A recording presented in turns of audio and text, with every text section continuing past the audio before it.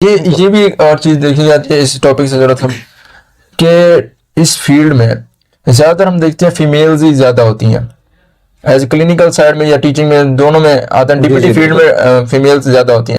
ये तो देखें इस फील्ड में डीपीटी की खसूसन अगर देखें वैसे ही फीमेल का रुझान ज्यादा है, मतलब फीमेल के लिए। और हमारा जिस तरह का कल्चरल नॉर्म्स है हमारी, तो उस लिहाज से फीमेल को ज्यादा प्रेफर किया जाता है। क्लिनिकल साइड पे आपका भी एक्सपीरियंस है, आपने देखा होगा कि ज्यादातर प्रेफर किया जाता है फीमेल से ट्रीटमेंट वगैरह का, लाजमी मेल का नहीं है। जो फीमेल है ज्यादातर वो तो काफी मसाइल हैं, तो उस वजह से वो उसी चीज को प्रेफर करते हैं। मतलब एज अ मेल आप फीमेल को ट्रीट करते हुए आप भी थोड़ा हिचकिचाते हैं, और होना चाहिए फीमेल के फीमेल डॉक्टर होने चाहिए, मेल के मेल होना चाहिए। तो सही है। इसी वजह से मतलब फीमेल का रुझान इस साइड पे ज्यादा है। और पाकिस्तान में अगर देखा जाए तो फीमेल को ज्यादा प्रेफर भी किया जाता है। अगर आप क्लिनिकल साइड पे भी देखते हैं या दूसरी साइड पे